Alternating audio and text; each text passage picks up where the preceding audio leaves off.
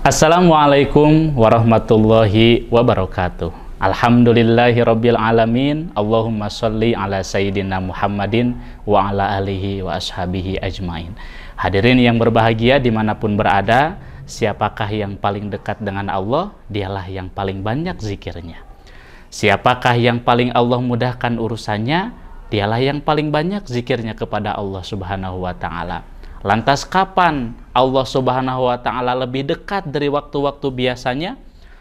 Dalam hadis dikatakan ketika Nabi Musa alaihi salam berbicara dengan Allah Subhanahu wa ta'ala di Bukit Tursina, Nabi Musa bertanya kepada Allah Subhanahu wa ta'ala, "Ya Allah, apakah ada makhlukmu yang engkau lebih muliakan daripada diriku, sehingga engkau memperdengarkan suaramu kepadaku?"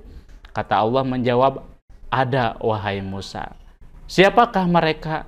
Mereka adalah umatnya Nabi Muhammad Shallallahu Alaihi Wasallam yang aku takdirkan hidup di akhir zaman dan mereka berpuasa ketika itu. Maka aku lebih dekat dengannya, aku lebih memuliakannya dibandingkan denganmu sekarang. Engkau bisa mendengarkan suaraku saat ini, padahal antara aku dan kamu ada 70.000 hijab.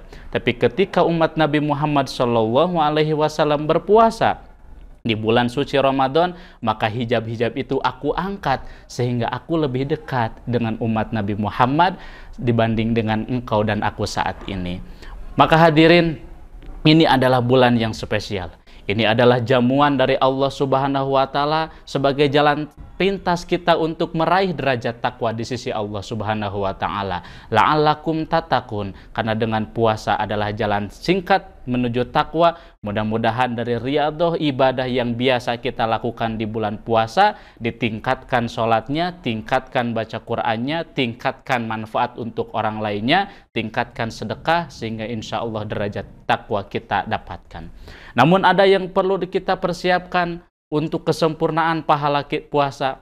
Maka orang-orang zaman dulu, ulama-ulama terdahulu, 6 bulan sebelum memasuki bulan Ramadan, mereka bersiap-siap untuk menyambut bulan suci Ramadan. Mereka mempersiapkan lahirnya, batinnya, ilmunya, hartanya untuk sedekah sebanyak mungkin di bulan Ramadan.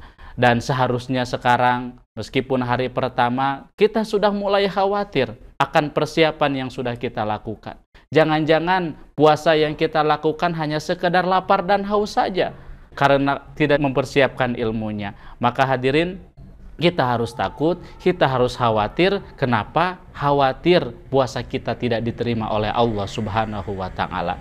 Puasa yang kita laksanakan, pahalanya nanti suatu saat akan menjelma di yaumil akhirat kelak. Menjelma menjadi sosok yang sangat rupawan dan memperkenalkan dirinya kepada kita semuanya.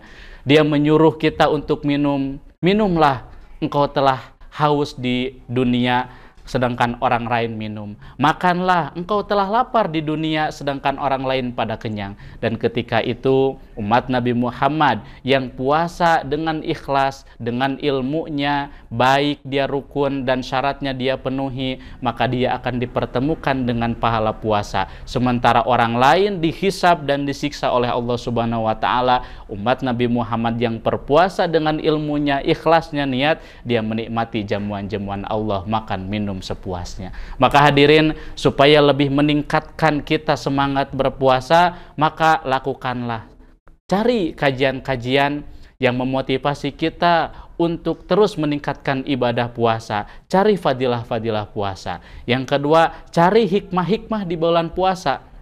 Karena jelas bulan puasa adalah bulan jamuan Allah, semuanya dispesialkan. Bahkan yang sunnah Allah jadikan pahalanya sebagai pahala fardu, apalagi pahala fardunya, Masya Allah, itu dilipat gandakan sesuka Allah, hadirin yang berbahagia.